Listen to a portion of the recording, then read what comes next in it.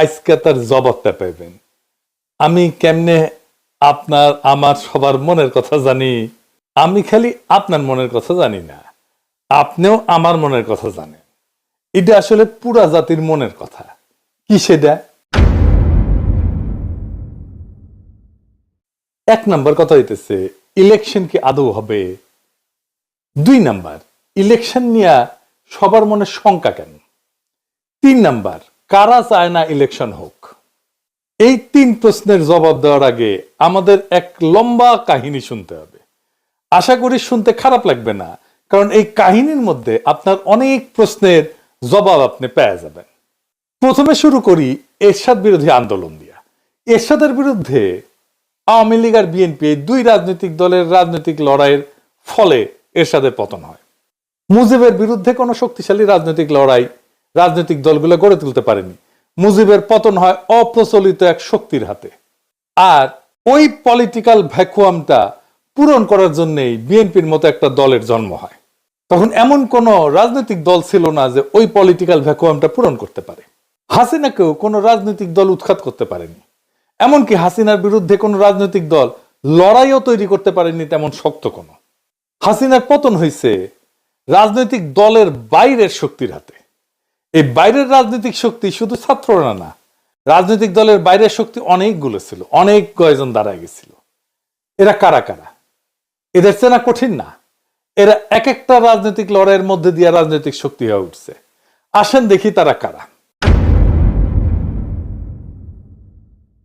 হাসিনার আমলে হাসিনার শাসনকে নাড়া দিতে পারছে সত্যিকার অর্থে 4টা আন্দোলন, যে আন্দোলনগুলোতে সাধারণ মানুষ সম্পৃক্ত হয়েছিল। রাজনৈতিক দলগুলো আন্দোলন করছে, জামাত আন্দোলন করছে আগে, বিএনপি আগে আন্দোলন করছে, কিন্তু সাধারণ মানুষ সেটাতে সম্পৃক্ত হয় নাই। জামাতের একটা আন্দোলনে সাধারণ মানুষ সম্পৃক্ত হয়েছিল, সেটা হইতেছে মাওলানা দেলোয়ার হোসেন সাঈদীর ফাঁসির আদেশ দেওয়ার পরে। কিন্তু সেই আন্দোলনটা খুব বেশি দিন চালাইতে পারেনি তারা। তাহলে এই অরাজনৈতিক শক্তিগুলোর আন্দোলনগুলো কি কি? 1 নাম্বার হেফাজতের 5ই মের আন্দোলন। 2 নাম্বার নুরুল হক নুরদের টাইমের সে কোটা সংস্কার আন্দোলন। 3 নাম্বার নিরাপদ সড়কের আন্দোলন। আর ফাইনালি 2024-এ কোটা আন্দোলন এবং আলটিমেটলি বর্ষা বিপ্লব। এই সব কয়টা আন্দোলনের সর্বশক্তি নিয়ে নেতা থেকে শুরু করে কর্মী সমর্থক পর্যন্ত ছিল জামাত শিবির। বিএনপির নেতারা না থাকলেও কর্মীরা অনেকেই থাকতো, প্রায় সকলেই থাকতো বলা চলে। এই লড়াইগুলোতে নিজেদের তাগিদে তারা যুক্ত হইতো। আর পাশাপাশি একটা ইন্ডিপেন্ডেন্ট সোশ্যাল মিডিয়া ফোর্স তৈরি হয়েছিল, যেটা এখনো এক্সিস্ট করে, এখনো আছে, জিন্দা আছে। এই যে লড়াইগুলোতে জামাতের অংশগ্রহণ, লড়াইগুলোর একটা গুণগত পরিবর্তন করে দিছিল। সেটা হইতেছে রাজনৈতিক লড়াই পরিচালিত হইতেছে ইসলামী রাজনৈতিক চিন্তায় ভর কইরা। বিএনপির কর্মীরা সংখ্যা বাড়াইছে, কিন্তু লড়াইয়ে কোনো কর্তৃত্ব বা বয়ান তৈরি করতে পারে নাই, নেতৃত্বও নিতে পারে নাই। রাজনৈতিক লড়াইয়ের ভাষাও পরিবর্তন হইতে থাকে। স্বাধীনতার বদলে আজাদি শুনি আমরা, বিপ্লব দীর্ঘজীবী হোক এর বদলে শুনি ইনকিলাব জিন্দাবাদ। এমনকি বামপন্থীরাও কারবালা বলে, আমি জাহিলিয়াত বলে। শোষক আর শোষিতের বদলে আমরা ব্যবহার করি জুলুম আর মজলুম। ন্যায়ের বদলে ব্যবহার করি ইনসাফ। গণভবন দখল করাকে বলি আমরা ফতে গণভবন। লড়াইয়ের ভাষা দিয়ে বুঝতে পারবেন কারা লড়াইয়ের মূল শক্তি। এই লড়াইয়ের মূল শক্তি ছিল বাংলাদেশের ইসলামপন্থী রাজনৈতিক শক্তি। বিপুল পরিমাণে মাদ্রাসার ছাত্র শহীদ হয়েছে। হাসিনার সবচেয়ে বড় ভুল হয়েছিল কি জানেন? নিরাপদ সড়ক আন্দোলনকে গুন্ডা দিয়া থামানো। ওই নিরাপদ সড়কের লড়াই যে স্কুল ছাত্ররা করছিল, তারাই 2024-এ বিশ্ববিদ্যালয়ের ছাত্র হয়। এরা আগের অভিজ্ঞতায় জানে কিভাবে হাসিনা দমায় দেয় আন্দোলনকে। তারাও আগের অভিজ্ঞতা কাজে লাগায় জান লড়াইয়ে ফাইট দিল। সারা দেশের মানুষ পাশে দাঁড়াইলো। হাসিনা পলাইলো। বাঙ্গু এলিটেরা, সুশীলেরা দেখলো তার সাম্রাজ্য ঝরঝর করে ভেঙে পড়তেছে, ধ্বংস হয়ে যাইতেছে। আগায় আসলো সেই সিভিল মিলিটারি ব্যুরোক্রেসি। ওয়াকার সাহেব গাড়ি পেটাই দিল, বুড়া চ্যাংড়া সব পলিটিক্যাল লিডারদেরকে ডাইকে নিয়ে গেল। তারা নাচতে নাচতে চলে গেল। একটা সরকার হইল, ইন্টারিম সরকার, যার কাজ হবে শুধু ইলেকশন। ওয়াকার সাহেব বুকে পাথর বেঁধে একটা সরকার উপহার দিল বাংলাদেশকে। বুকের রক্ত দিল সাধারণ মানুষ, যে রক্ত নেওয়ার কাজ করছে ওয়াকারের কমান্ডে থাকা অফিসারও। সে বিপ্লবোত্তর সরকার তৈরি করে ওয়াকার। কি তামাশা! দেশের মানুষ যে রাষ্ট্রের একটা বদল চাইছিল, সেইটারে কব্বর দেওয়ার চেষ্টা হইল। মাঠে নামাইলো বুদ্ধিজীবীদেরকে। শুরু হইলো তাদের বিরুদ্ধে আক্রমণ যারা একটা বিপ্লবী সরকার চাইতেছিল। একদিকে ডাক্তার জাহেদ, তাসনিম খলিলের মতো সুশীল, আর একদিকে ওয়াকারের পোত বালকের মতো কুত্তা, বিরানি আলমের মতো মাদার বোর্ডেরা, আর সাথে জুটলো নতিমাগিরা, নাম কইলাম না, আমাদের দাবরানির উপরে রাখলো। অভিযোগ কি? আমরা নির্বাচন চাই না, আমরা কামান চাইছিলাম। প্রফেসর ইউনূস আমাদের পিস্তল দিতেছিল, অন্তত যেন সেইটা পাই, দুধের স্বাদ যেন ঘোলে মিটাইতে পারি, সেইটা করতে চাইছিলাম, সেটাও করতে দেবে না। ডাক্তার জাহেদের কথাগুলো দেখেন, এটা বিপ্লব না, তার মূল কথা ছিল বিপ্লব হইলে তো একটা আমূল পরিবর্তনের পথে আগাইতে হবে, সেটা তারা আগাইতে দেবে না। এদের মূল চিন্তা হইলো একটাই, কি সেটা?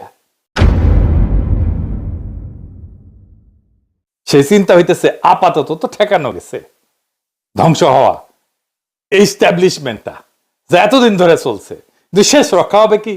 এই লড়াইয়ের মধ্যে দিয়ে বাংলাদেশে ইসলামী একটা শক্তি উত্থিত হয়েছে, এইটারে কেমনে সামলানো যাবে? এরা যদি আবার ভাঙ্গা ফেলে সবকিছু পুরানো কাঠামোকে, তখন শুরু হইল সংস্কার নিয়ে টালবাহানা, সরকারের বৈধতা নিয়ে প্রশ্ন। 31 দফাই নাকি সংস্কার। এই 55 বছর ধরে চলে আসা লুটপাটের বন্দোবস্ত কিভাবে টিকায় রাখা যায়, এই নিয়ে একটা ঐক্য হইল। কার কার ঐক্য হইল? ওয়াকার, বিএনপি আর ওয়াকারের সাথে নিঃশব্দে আওয়ামী লীগ আর ভারতের মধ্যে। আওয়ামী লীগের সাথে বিএনপির ঘুটু আছে, এটা তো বানায় বলতেছি না। আপনার এলাকায় আওয়ামী লীগ কার শেল্টারে আছে দেখেন। এস আলমের ব্যবসা দেখে সালাউদ্দিন সাহেব, এস আলমের গাড়ি সরায় বহিষ্কৃত হয়েছিল যারা, তাদেরকে আবার ফিরায় নেওয়া হয়েছে। তাহলে সামে বহিষ্কার করছিল, এমনি এমনি মিশামিশি হুদাহুদি বহিষ্কার করছিল, দেখানোর জন্য বহিষ্কার করে। যতজনকে বহিষ্কার করছে সবাইকে ফিরে নিছে। আপনি হিসাব করে দেখেন, বিএনপি দেখায় বহিষ্কার করছে, তার কিছুদিন পরে সামে আসতে কইরা তাদেরকে ফিরায় নেয় দলে, সব কয়টারে ফিরায় নিছে। দেখেন ওদেরকে আবার ফিরে নিছে, ওকে আবার নমিনেশনও দেওয়া হয়েছে। বিএনপি তারেক রহমানের সাথে লন্ডনে গিয়ে দেখা করে। এইসব স্থগিতাদেশ, বহিষ্কার সব লোক দেখানো কাজ। ফজা পাগলার তো প্রাথমিক সদস্য পদ স্থগিত হয়েছে, অগাস্ট মাসে স্থগিত করছে 3 মাসের জন্য। তো তাইলে নমিনেশন পাই কিভাবে? ওর তো সদস্য পদই নাই। আর একটা মজা দেখায়, বিএনপির একটা নীতি নিছিল, এক পরিবার এক প্রার্থী। যে দেখেন, মানে এক পরিবার থেকে একজনই প্রার্থী হবে। খন্দকার মোশাররফ এসে গর্ব করে কইছেন, দেখেছেন আমরা এক পরিবার থেকে একজনের বেশি প্রার্থী দেই নাই। হ্যাঁ তাই তো, এক পরিবার থেকে তো একজনের বেশি প্রার্থী দেন নাই তো, তাই না? তারেক রহমানের পরিবার থেকে তো 2 জন প্রার্থী, তারেক রহমান আর বেগম খালেদা জিয়া। মানে নীতি সবার জন্য, ওনাদের জন্য না, তাই না? ওনারা নীতির উপরে, হুদাই নীতি কথা তাইলে কর দরকার আছে? এর মধ্যে বিএনপি প্রফেসর ইউনূসের সরকারের কাউরে তার কোলে নিয়ে নিছে, যেন তারা একসাথে এই সিস্টেমটাকে টিকায় রাখতে পারে। এতদিন তারা মোটামুটি খোশ মেজাজেই ছিল, কিন্তু সব হিসাব তাদের পাল্টে গেল। একটা ভয় তাদের তারায় ফেরতেছে সেই দিন থেকে, বিরাট একটা ভয়। কি সেই ভয়? আর কেন তাদেরকে তারায় ফেরতেছে, আর কোন দিন থেকে তারা ভয় পাইতেছে, সেই জিনিসটা আসেন বুঝে দেখি। গত 20 বছরে যারা ভোটার হয়েছে, তারা কারে ভোট দিবে জানেন? জানেন না তো, আমরা কেউই জানি না। বিএনপি কে যে ভোট দিবে না এটা তো জানা গেছে, ছাত্র সংসদ নির্বাচনে দেখা গেছে তরুণেরা ভোট দিতেছে বিএনপি কেনা। বিএনপি থার্ড হয়েছে বেশিরভাগ জায়গায়। আগে তো টাকা দিয়া ভোট কেনা যাইতো, গুন্ডার হুন্ডা দিয়া কেন্দ্র দখল করা যাইতো। এটা কি আবার করা যাবে? যাবে না, ওরাও নিশ্চিত না। আগে মনে করেছিল ইলেকশন দিলে তো বিএনপি জিতে যাবে, তাই রে নাই রে না, এখন সেই কনফিডেন্স আর নাই। কনফিডেন্স থাকলে জাস্টিস শাহাবুদ্দিনের 91 ইলেকশনের মতো একটা ইলেকশন করে ফেলতো, সবকিছু ঠিক আছে। এরশাদ নাই, বাকি সব ঠিক আছে, তাই হইতো।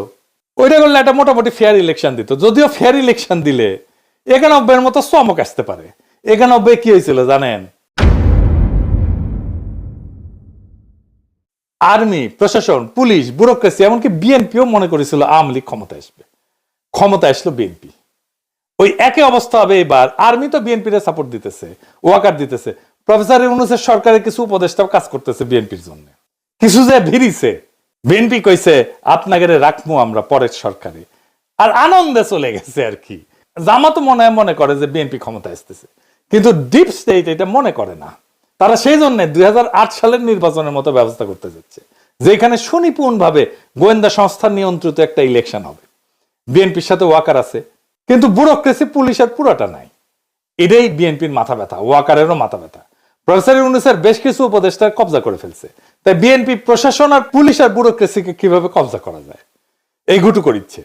প্রফেসর ইউনূসের কাছে খালি ধর্ণা দিচ্ছে। জামাত কি বুঝবার পারিচ্ছে যে এরকম একটা নির্বাচনের পায়তারা চলিচ্ছে?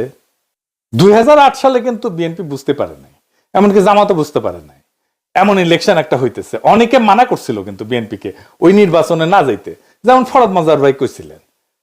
এটা ফরহাদ মজার আমাকে নিজেই কইছেন। এইবার জামাত আগে থেকে সতর্ক, তাই দেখেন জামাতের বিরুদ্ধে কামান দাগানো ইতিমধ্যে শুরু হয়েছে। জামাত নাকি নির্বাচনই চায় না, মানে শিবির যেটি নির্বাচন করেছে সেটি তো জিতিচ্ছে। জামাতের অবস্থা আপনারা জানেন, জামাতের তো অবস্থা খারাপ না, জামাতের জনপ্রিয়তা বাড়ছে। না, জামাত কেন নির্বাচন চাইবে না? বুঝতে পারতেছেন তো কে কেন কোন কথা কইতেছে? জামাত যদি মাঠ ফাঁকা মাঠ ছাইরা না দেয়, ছাইরা দেওয়ার সম্ভাবনা কম, তাইলে একটা ভয়ঙ্কর সংঘাতময় নির্বাচন হবে। কার কার মধ্যে সংঘাত হবে? যারা একটা পাতানো নির্বাচন করতে চাইতেছে আর যারা নির্বাচনে বিজয়ী হইতে চায়, জনগণের যাদের সমর্থন আছে। প্রফেসর ইউনূস বলছেন একটা সুন্দর নির্বাচন উপহার দিতে চান। যদি তাই চান তাহলে গোয়েন্দা সংস্থার এই পরিকল্পনা যেন বাস্তবায়ন করতে না পারে সেই ব্যবস্থা প্রফেসর ইউনূসকে করতে হবে। কোন রাজনৈতিক দলের আবদারে চাপে প্রশাসনে বা পুলিশে কোনো পরিবর্তন করবেন না। আপনার নিরাপত্তা উপদেষ্টা নাকি পুলিশেও নাক গলাইতেছে, শোনা যাইতেছে ওনার সাথে নাকি তারেক রহমানের বরাবর হয়েছে, সিস্টেম হয়েছে। সেই জন্য তার বিরুদ্ধে বিএনপি নীরব হয়ে গেছে। আগে দেখেছিলেন না, একসময় মনে হয়েছিল খলিলুর রহমানকে তো না সরিলে মুখ ধোবো না, ভাত খাবো না, ঘুম যাবো না আজকে রাতে, এটাই করছিল বিএনপি। এখন সব কিছু শান্ত, ঠান্ডা, পুকুরের মতো শান্ত।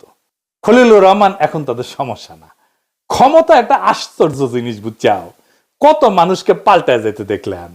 কখনো যদি আমাক দেখেন ক্ষমতার কাছাকাছি গেদ্দৌড় মারিচ্ছি, পিছে থেকে টেনে ধরে রাখবেন, খিচ্চা টেনে ধরে রাখবেন, যেন ওইটি যাবেন না পারি। যাই হোক, বাংলাদেশের দুর্ভাগ্য হইতেছে মুষ্টিমেয় এলিট সংখ্যাগুরু মানুষকে শাসন করে সব সময়।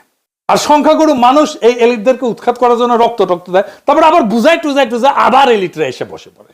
এই ব্যবস্থাকে উৎখাত করার সুযোগ এসেছিল 5ই আগস্টে, আমরা হারাইছি সেই সুযোগ। সামনে নির্বাচনে যদি সিস্টেম করে জিতায় দেওয়ার চেষ্টা করা হয়, তাহলে বিপ্লবের যেটুকু অবশিষ্ট আছে না, তা ধ্বংস হয়ে যাবে। এখন আপনাদের কাছে প্রশ্ন, এই বিপ্লবকে কি ধ্বংস হইতে দিবেন? তবে এখন সময় কেবল অভিযোগ বা হতাশার না। আমি হতাশ হইতে নিষেধ করি। এখন সময় জায়গায় ওঠার, এক হওয়ার, আর নিজের ভবিষ্যৎ নিজের হাতে নেওয়ার। এটাই আমাদেরকে রক্ষা করবে। ইতিহাস বলছে যখন জাতি বিভক্ত হয় তখন এই এলিটেরা, শোষকেরা টিকে যায়, কিন্তু যখন মানুষ সচেতন, ঐক্যবদ্ধ, সাহসী হয়, তখন কোনো কৃত্রিম শক্তি তাকে দমায় রাখতে পারে না। এই যে যারা যারা এক হয়েছে, আওয়ামী লীগ, ভারত, ওয়াকার, বিএনপি, প্রফেসর ইউনূসের কিছু উপদেষ্টা, এগুলো কৃত্রিম শক্তি। এই শক্তি দমায় রাখতে পারবে না বাংলাদেশের সাধারণ মানুষকে। আমাদের তরুণদের রক্ত, স্কুল কলেজ বিশ্ববিদ্যালয়ের ছাত্রদের আত্মত্যাগ, সাধারণ মানুষের ন্যায়বোধ, তাদের লড়াইয়ের ক্ষমতা, এগুলো নিছক স্মৃতি কথা না, এগুলো ভবিষ্যতের ভিত্তি। এগুলোকে রক্ষা করতে হবে শুধু কথায় না, কর্মে, সততায়, সংগঠনে, তথ্যে, আইনে, নৈতিক প্রতিরোধের মাধ্যমে। এইবার আমাদেরকে ভাবতে হবে আমরা কি কেবল কথা বলবো নাকি বদল আনবো। ভয়, অপপ্রচার আর বিভক্তিকে হারাইতে হইলে লাগবে ধৈর্য, পরিকল্পনা আর সাহস। এখনই সময় সেই সাহস দেখানোর। এই দেশটা আমাদের, এই দেশ এলিটদের না, এই দেশ সংখ্যাগরিষ্ঠ সাধারণ দরিদ্র মানুষের। এই ইতিহাসও আমাদের। যারা রক্ত দিচ্ছে তারা চায় আমরা যেন ভয় না পাই। অন্ধকার যত গভীরই হোক, ভোরের আলো আসবেই যদি আমরা একসাথে থাকি এবং বিশ্বাস করি যে পরিবর্তন কেবল সম্ভব না, পরিবর্তন অপরিহার্য। সামনের ভোটের জন্য তৈরি হন। কাকে ভোট দেবেন সেটা নিয়ে আলাপ হবে, আলাপ করা যাবে, কিন্তু কাকে ভোট দেবেন না সেইটা এখনই ঠিক করে ফেলেন। কাকে ভোট দেবেন না সেটা আমার মুখ ফুটে বলে দেওয়ার দরকার নাই, আপনারা নিজেরাই জানেন। এটাই বিজয়ের প্রথম ধাপ। আমরা এই নির্বাচনে বেহাত বিপ্লবের পুনর্দখল করতে পারবো।